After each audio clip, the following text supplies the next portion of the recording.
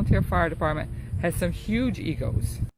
The first point that I wanted to make just real quick, you really hammered the volunteer firefighters in Nevada for having big egos, for demanding hero status, when really it was the whole country demanding hero status, because we in general think of them as heroes. Of course, there are bad people, but whatever.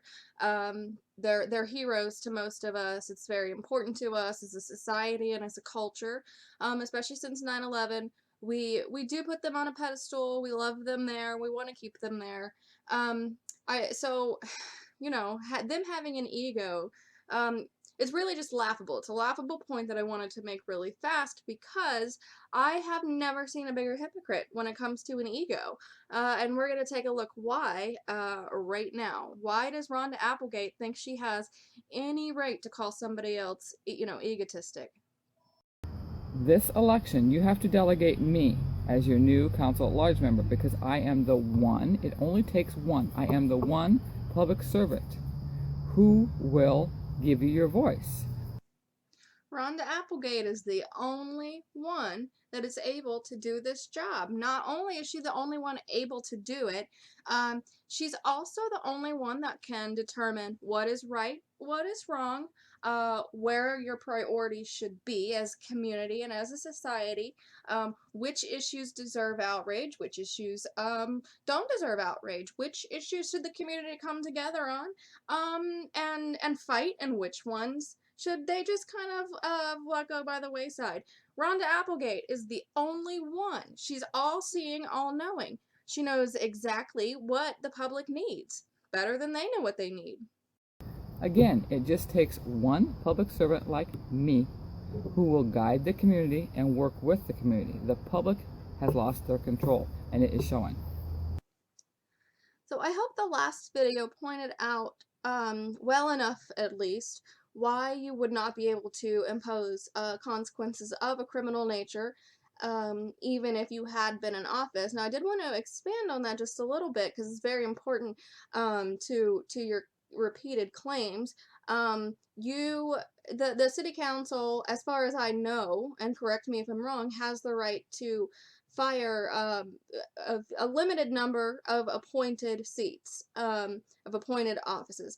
That's a far cry from what your recall, the mayor, no confidence, all of this stuff. So let's just say, even if hell froze over, which it's not going to, you're not going to be elected, I promise. Even if you were, if something happened, you really are still only one vote. Like, what makes you think that one vote is going to be able to fire these people when the other people clearly don't agree? We can change the rules, we can change the procedures, so they can't just go on majority rules. Oh, I get it now. When it doesn't go the way Rhonda thinks it should go, Rhonda can just come in and change the rules, and therefore get her way in that manner. I feel like I shouldn't have to point this out. I feel like most people, have enough critical thinking skills inside their head to understand that you can't unilaterally change procedure, change voting rules. If people don't agree with your idea to change the rules, you can't just walk in and say, "Hey, rules are changed now. This way I get what I want." That's not how it works. Why do you think you make your own rules? You don't make your own rules, Rhonda. But again, I'm not alone. The public is going to help me. I will be the one new public servant that you can count on to make sure that the public gets their voice. Now, this is why I tell you it only takes one public servant to empower the public. There's tons of these clips of you saying, it's only you. You're the only one that can do it. So just go ahead and drop the ego nonsense, and let's change our focus to your claim to empower the public. In Nevada, too many people are stifled. Nobody's opinion is wanted unless it agrees with the opinion of the majority. And the majority isn't always right. Bottom line, wrong is wrong, even when many people are doing it. Right is right, even when only a few are doing it. I intend to make sure that this community learns that we need to have more people doing what is right. And just because It may not be your first choice, doesn't mean it's not the right choice for the community on the whole. If it's your job to listen to the public, how else do you determine, how is it that you are the one that gets to determine what is right and what is wrong if a majority doesn't agree with you? Why is it that it is your opinion of right versus wrong? And how, if Rhonda Applegate is the only one that knows right from wrong, how is it that you continue to say that you want to represent the public? A public that disagrees with you, a public that you don't like, and a public that doesn't like you. How do you match that?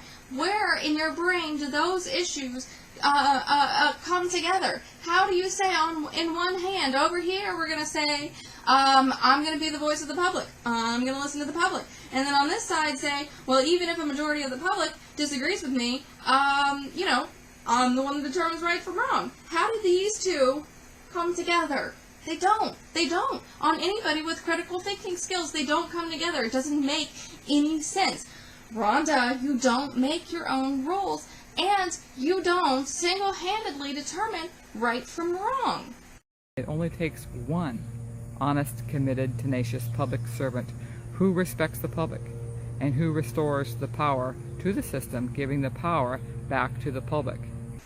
It only takes one issue of a person shitting on the public while claiming to listen to the public to completely undermine any credibility or electability. It only takes one. Just that one issue. Unfortunately, there's 100 with Rhonda Applegate.